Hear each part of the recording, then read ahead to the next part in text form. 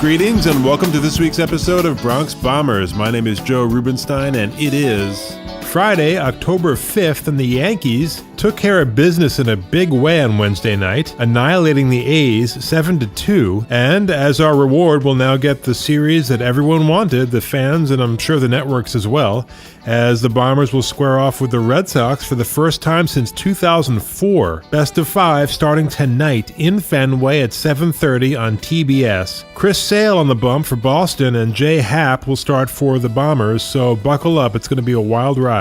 You can follow us on Twitter, @BombersPodcast is the handle. You can also send us questions. We'll try to answer each and every week in our mailbag segment here on the podcast.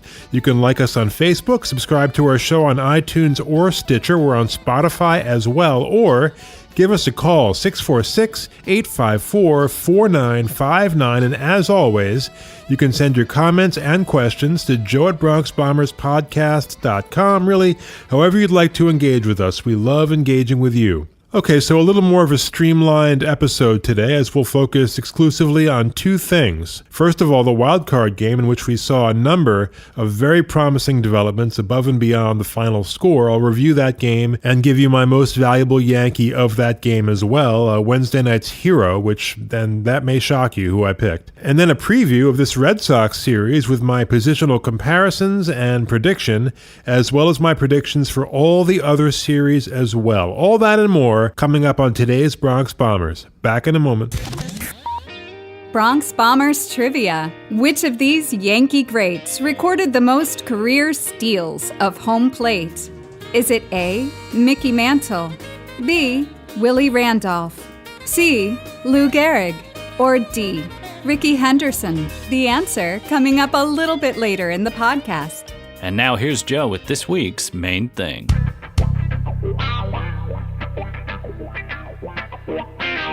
As I said, I have a surprising hero from Wednesday night's wild card game, and the truth is there were a number of heroes, but if I was making a movie about that game we saw on Wednesday, I would call it, the game of redemption. Maybe the redemption game. That sounds better. Because we saw a number of guys who've been pretty much maligned for the past year and change, including by yours truly, I'll admit it. And these guys performed very, very well. Just off the top, first of all, Gary Sanchez. And no, he didn't get a hit. In fact, he snuffed out an early rally when the game was still close by hitting into a double play. That was his first at bat, and Sanchez actually never reached base after that, but I thought he was exceptional, and I'll say that again, exceptional behind the plate. He called a phenomenal game as Yankee pitchers kept the Athletics off balance all night long. Sanchez handled the pitchers beautifully. He radiated confidence, and yes, he blocked a number of very difficult balls with men in scoring position, and his counterpart, Jonathan Lucroy, who's normally an exceptional defensive catcher, had, I believe, 2 passed balls in that game, or I think maybe 1 passed ball and 1 wild pitch. So great job, Gary Sanchez, but no, he's not my hero of the game, nor is Dellin Betances, although he could be, because how about the job of Dellin Betances coming in to rescue Severino in that 5th inning? Severino, who we'll get to, left 2 men on base with nobody out. And remember, the score was just 2-0 at that point, so that was still nervous time. Yankee bats had gone silent after that 2-run home run by Judge in the first had flipped the stadium into early bedlam. I texted my brother that, this game has a trajectory of a loss. This is the way, the Yankees lost a number of games this year, scoring early and then falling asleep. But that didn't happen, obviously. Betances came in the 5th and snuffed out that threat, retiring the top of Oakland's order. Chapman on a liner to right, Lowry on a pop-up to center, and then whiffing the powerful Chris Davis, who later hit a home run off of Britton, but that the game was out of reach at that point. And then Betances hung around for another inning, and that has not worked out well this entire year. I freely admit I was completely against that during this game and said so on Twitter. I cringed when I saw Betances come out there for that 2nd inning, but nevertheless, 2 innings out of Dellin, and it sure worked out on Wednesday as he set down the A's in order. And And, you read about Sandy Koufax back in the 1960s and how hitters back then commonly used a word to describe at-bats against Koufax, and that word is unfair. Even though he didn't, it seemed like he had just an unfair advantage.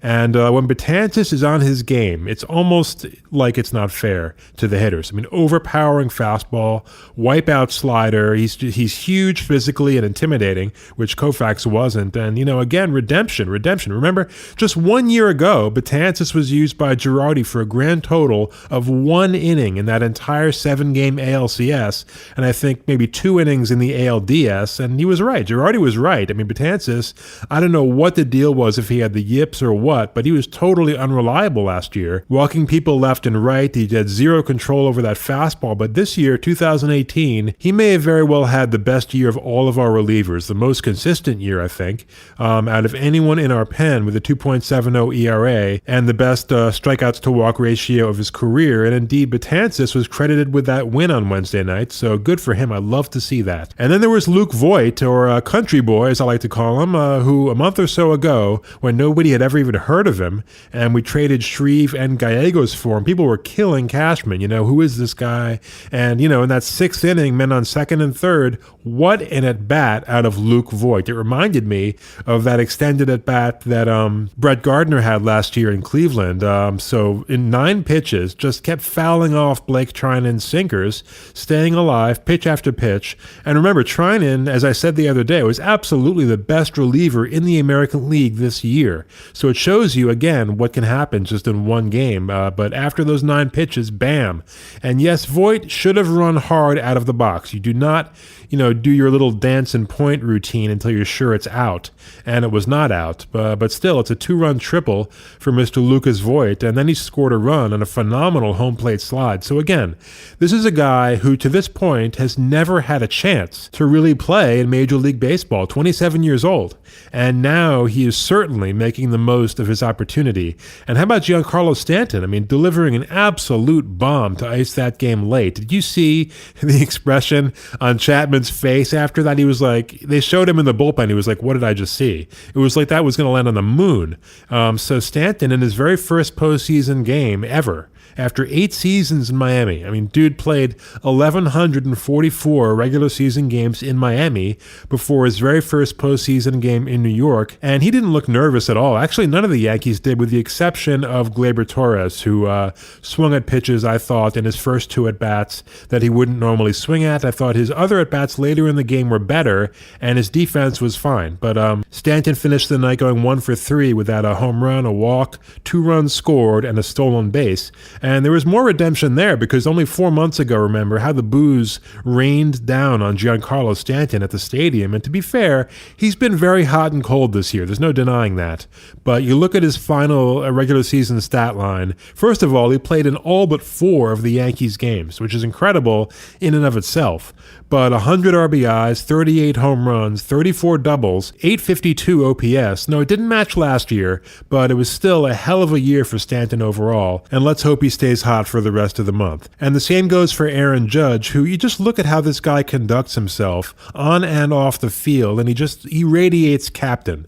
After the game, first thing to the TBS interviewer was to congratulate the A's on their remarkable season. That's classy. And he's right. They did have a remarkable run, winning 97 games on a shoestring. And I didn't have a problem at all. I know people were killing Bob Melvin and Billy Beane for going with a bullpen game on Wednesday. I thought that was fine. I just thought that Bob Melvin deployed his relievers all wrong. I mean, why you would throw Fernando Rodney out there, who the Yankees have destroyed recently, when the game was still within reach, is beyond me. I'm not complaining, but that was kind of a dumb move. But that leads me nicely into my hero of the game, the guy who proved me wrong, dead wrong, for one game at least. And yes, that guy is Aaron Boone, who managed an absolutely phenomenal game, flawless in fact, from the lineup to managing the pitchers to defensive replacements. I read that he also gave a really fiery pregame speech, hard to picture, but that was the reporting. And think about all the decisions that Boone made. And to be clear, he didn't make these decisions alone, most of them. But first of all, the decision to start Sanchez, which he announced 2 weeks ago and for which I roundly criticized him. And look, who knows, maybe Romine would have been just just as good, but Sanchez was just great, I thought. So that could have backfired in a major way, but it worked out. Also, the decision which I supported and predicted to start Severino, think how that could have backfired. Think of how he would have been raked over the coals by fans and the media all winter long for not starting Happ if Sevy faltered, but that worked out. And how about the in-game call to go with Betances in the fifth, which he didn't do all year. Betances never pitched in the fifth inning in the entire season, but something told Aaron Boone and I guess Larry Rothschild that was the best button to press, and they pressed it, and it paid off in a big way. And then, as I said, the decision to stick with Betances for a second inning, which has backfired repeatedly this year, and that paid off. And then how about the replacement of Andujar for defensive purposes in the sixth with Hechavarria? That was something that I said early in that game on Twitter that he absolutely had to do if we had a lead after six, and he did it, and bam, Hechavarria makes one of the most amazing circus catches you will ever see in a postseason game. This is a guy, Hechavarria, who's on his fifth team in 7 years. Total baseball nomad, only played 18 games for the Yankees this year. Another just genius transaction by Cashman, but that catch was insane. I mean, this was an absolute bullet off the bat of Marcus Semien, and that ball was it was in the air for like a millisecond, but a millisecond was all it took as Hechavarria, like a cat, just leaping up in the air to claw down a bird, just snared it. Phenomenal job on that catch. And look, the flip side is that Andujar needs to work on his defense, okay, like a lot. So, he won't be fielding that position much longer in his career. I mean, I love him. As I said the other day, he was the Yankees MVP this year, our most consistent hitter, but he's got to improve there. It's just, looking at the NL wildcard game on Tuesday was instructive. You watch Colorado's Nolan Arenado at third base. He's like textbook. I mean, just a phenomenal Gold Glove third baseman. And then you see Andujar, where like every throw, no matter how routine, is a major safari adventure. And it's not a good situation. But that move worked out for Boone, bringing in Hechavarria. And even the late substitution at first base, Walker for Voit, worked out as Walker snared a hot shot for the very final out of the game, flipping it to Chapman. And so just an absolutely phenomenal job of managing this game by Aaron Boone in the biggest game of his life. And that just bodes very well for us that the moment was not too big for him. And I haven't even dwelled on it, but Severino was phenomenal, I thought. It was weird. I mean, it was a weird performance. After pumping in that fastball throughout the first inning, I mean, he and Sanchez shifted the game plan to sliders for the other 4 innings, and I don't know why exactly. I mean, I don't know, maybe he's injured. I have no idea. We won't know the truth about that until after the season, if ever. But Oakland didn't have a hit until Lucroy's single in the top of the fifth. And finally, getting back to Aaron Boone, this wasn't a controversial call, but starting McCutchen in left field also paid off, as McCutchen walked in the first inning and scored the first run of the game on Aaron Judge's home run. So as I said all year about Sanchez, and I said it about Aaron Boone as well, any regular season sins are forgiven with postseason success. The point is not to pile up regular season stats and wins, as Boston has necessarily, but to get to the postseason and win there. And hopefully, we go all the way. So in the final analysis, that's all that's going to matter. And, now we face an even tougher opponent in Boston, the matchup that absolutely everybody wanted to see and that they're going to see, and a matchup that we'll discuss with a position-by-position preview right after this. And now the answer to today's Bronx Bombers trivia question. Which of these players, Mickey Mantle, Willie Randolph, Lou Gehrig, or Rickey Henderson, recorded the most career steals of home plate? The answer? C. Lou Gehrig. And now here's Joe. So first of all, I want to start you guys off with a very happy stat that may surprise you, and then again, maybe it won't. And that is, and this isn't the stat, this is a setup. The Boston starting rotation: Chris Sale, Rick Porcello, David Price, Eduardo Rodriguez, and Nathan Eovaldi has, with the exception of Eovaldi, a fair amount of postseason experience over the past 10 years. And not one of those pitchers, not one, has ever won a postseason game they've started. Not ever, not once.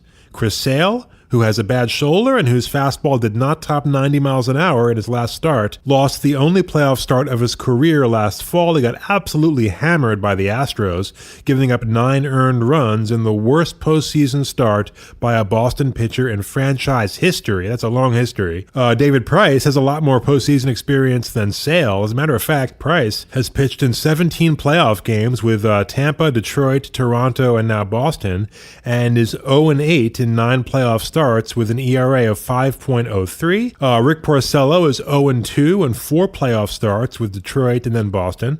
Porcello's ERA in the postseason is worse than that of Price. It's 5.47. Nathan Eovaldi, as I said, has never appeared in a postseason game. And Erod, Eduardo Rodriguez, appeared only in relief last year in that series against Houston, and he was abysmal. So look, that could very well change in this series. I mean, it's possible. And then again, maybe it won't. I mean, our lineup is set up very well against that primarily left-handed staff. And as I've said repeatedly on this podcast, Boston's middle relief has been a borderline disaster, especially recently, and especially against the Yankees. But let's go through this position by position, and this won't be like a deep dive. I didn't have time to really go deeply into the stats. These are more like quick hits. And then I'll give you my pick for the outcome of this series and the 3 other division series as well. So let's get started.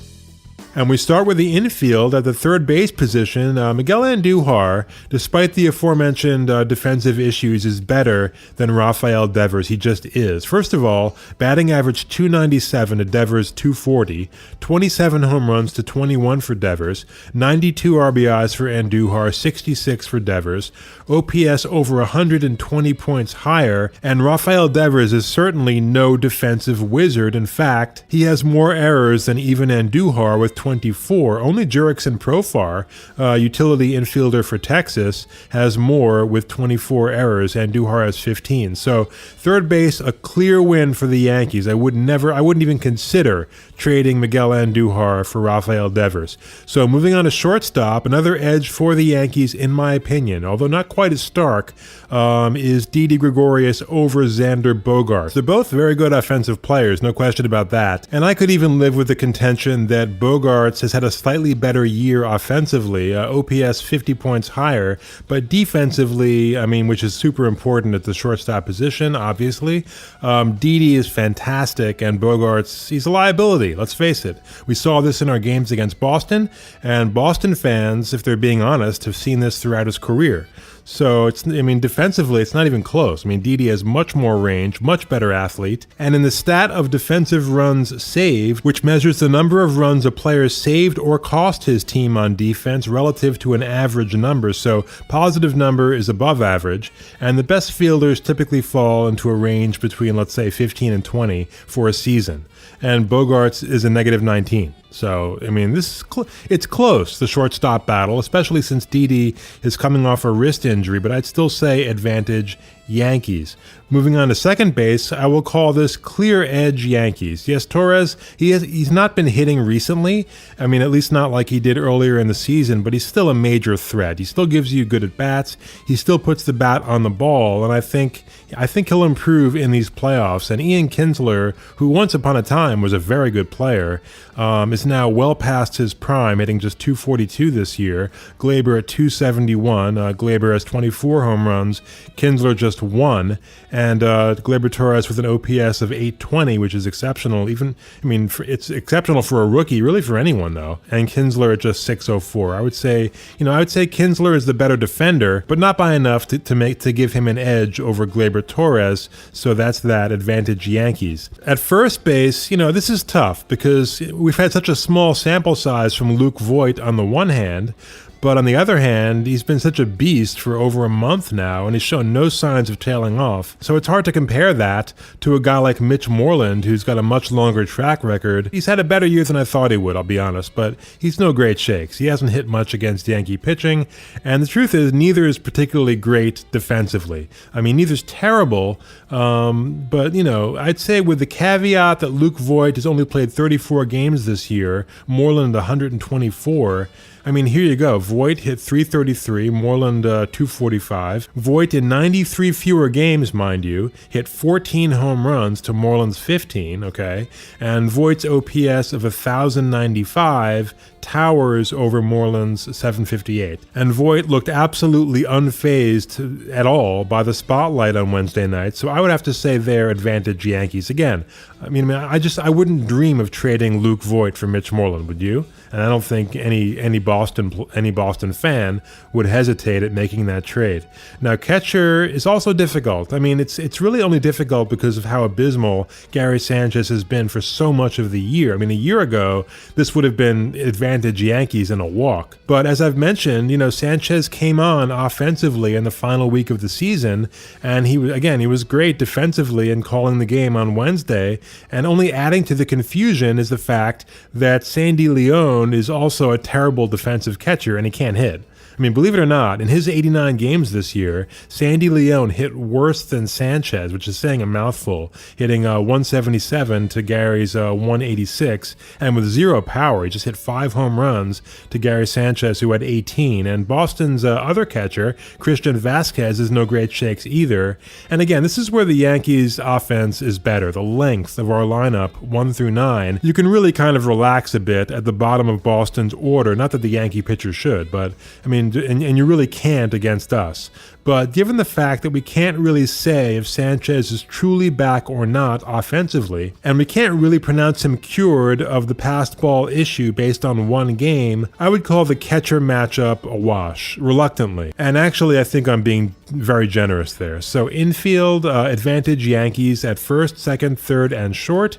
And at the catcher position, I'll be nice and call it a wash, although I actually think that Sanchez is going to have a very good series, and I wouldn't trade him for either Leon or Vasquez. Moving on to the outfield, left field, McCutchen versus Benintendi. I'd have to give the advantage to the Red Sox there. Kutch, in his prime, was better than Benintendi is now, and will probably ever be. And McCutchen gives you a great at-bat every time up. But, let's see. Benintendi at 290 this year, Kutch 253. Benintendi has more home runs, more RBIs. He probably has more defensive range at this point, so advantage Red Sox. But in center field, clear advantage Yankees. Aaron Hicks is better than Jackie Bradley Jr. on both sides of the ball, and it's not even close. He's a switch hitter. He's got power, terrific eye, on-base percentage over 400, and defensively just superb range and arm. And Jackie Bradley, although good defensively, has had just a very bad year at the plate. Hit just 234, 13 home runs to Hicks, who had 27, and Hicks' OPS at 833 to Bradley's 717. So no contest. Now in right field, it sounds insane to say this with, Aaron Judge out there for us, but I've got to be honest here and give the advantage to the Red Sox. Mookie Betts has just had an incredible year. You can't say enough about what he's done. He's been better than anybody in baseball. There are literally no flaws in his game this year. He'll walk away with the MVP, as he should. He's a 30-30 guy with 32 home runs and I think 33 stolen bases, OPS of 1,078 to Judge's 919. 919 is still elite. But not there with Betts, who had 80 RBIs to Judge's 67. Now keep in mind, that's a misleading stat there, as Betts had over 100 more at-bats than Judge because of that broken hand. But Betts also hit 346, which in today's major leagues is that's like finding a unicorn. A guy that hits for average like that. So Judge hit 278. So advantage Red Sox in right field. But in a short series, who knows? I love having Aaron Judge on this team and out there in right field. He's a very good defensive right fielder, and I think he's going to have a big impact in this series at the plate. And at DH, I've got to also say advantage Red Sox. J.D. Martinez has been almost as good as Mookie Betts, hitting 330 to Stanton's 266, 43 home runs to Stanton's 38. Martinez also has an OPS over 1,000, Stanton's OPS at 852. So both very formidable offensive players, powerhouse players, but Martinez has that thing that Stanton doesn't have, at least not this year, of hitting for both power and average. Stanton also strikes out more, and it's just really tough to top a guy like J.D. Martinez who's putting up those kinds of numbers. Starting pitching, as I've said all year, don't believe the hype. The Yankees are right there with Boston and then some. Identical batting average against of 217, but I have zero faith in Chris Sale since he has never, ever performed well this time of the year. He's wilted in the second half consistently his entire career. As I said that back in February, and he did it again this year. I mean, we'll see what happens, but don't be shocked if we put up some runs tonight. And the Yankees have just absolutely destroyed David Price since he's been in a Boston uniform, and Porcello, I mean, who knows? He looked great early this year, but then, he remembered that he was Rick Porcello and reverted to being mediocre. And I really like Jay Happ twice in this series. That was part of the advantage of starting Severino on Wednesday, and we're going to reap the benefits. I mean, he's a proven, bona fide Red Sox killer, and Sevy pitched very well against Boston just 2 weeks ago. We'll see about Sabathia and Tanaka. I don't really trust either one, to be honest. I trust CC more than Tanaka, but I've got to say, edge Yankees in starting rotation with just no hesitation whatsoever. And there's no question that we also have the edge in the bullpen, not even close. I mean, Kimbrel has had a very good year, better than Chapman, but not by leaps and bounds, and we just have phenomenal depth with rejuvenated Dellin Betances, Chad Green, Robertson, Britton. I mean, now Holder's a guy that I would not trust in this series. The Red Sox have had their way with him all year, so avoid Jonathan Holder unless it's like to mop up innings in a blowout. I mean, that's what I would do. But look, even if we didn't have a starting rotation at all, if we had just our bullpen to throw out there for this entire series, I would still say the pitching matchup overall would be at the very least a wash, maybe even still advantage Yankees. That's how good and how deep this bullpen is. So just to recap, infield is edge Yankees, outfield and DH is edge Boston with the exception of center field. Pitching, both starters and bullpen, clear advantage Yankees, and manager, I mean, who knows? Boone's managed one postseason game now in his entire life, and he was superb, and Cora is an unknown quantity at this point, so that's, I would say, a wash. And if the Red Sox drop a game up there in Boston this weekend, that New England fan base and that New England media, which is just a Goliath, I mean, there's a ton of media outlets up there, they're going to have one of their patented collective Boston meltdowns. I mean, I guarantee it. Just lose one game and you'll see them fall apart, a nervous breakdown. And so we'll see how Cora handles that. And, I like the Yankees in this series. I like the Yankees in 4. I say we split up there in Boston and finish it off down here in the Bronx. And as far as the other series, I like Milwaukee in 5. I like the Braves in 5. That's kind of my underdog pick. And I like Houston in 4. And just as a programming note, I'm going to do my very best to get you guys another fresh episode on Monday morning so I can give you my thoughts on the first 2 games in Boston and get you fired up for the rest of the series and beyond. So enjoy it, guys. It's going to be a lot of fun. And if you're up there in Boston, I know I have a few listeners up there in enemy territory, and you're going to the game tomorrow night, or you're going to go watch it in a bar, wear those pinstripes loud and proud, my friends. I think this is going to be a very positive outcome for this Yankee ball club. And that'll do it for this week's second episode of Bronx Bombers. Again, don't forget, you can subscribe to this podcast on iTunes or Stitcher, find us on Spotify, follow us on Twitter, @BombersPodcast is the handle, like us on Facebook as well, but most of all, have faith in the Yankees. We'll see you again next week.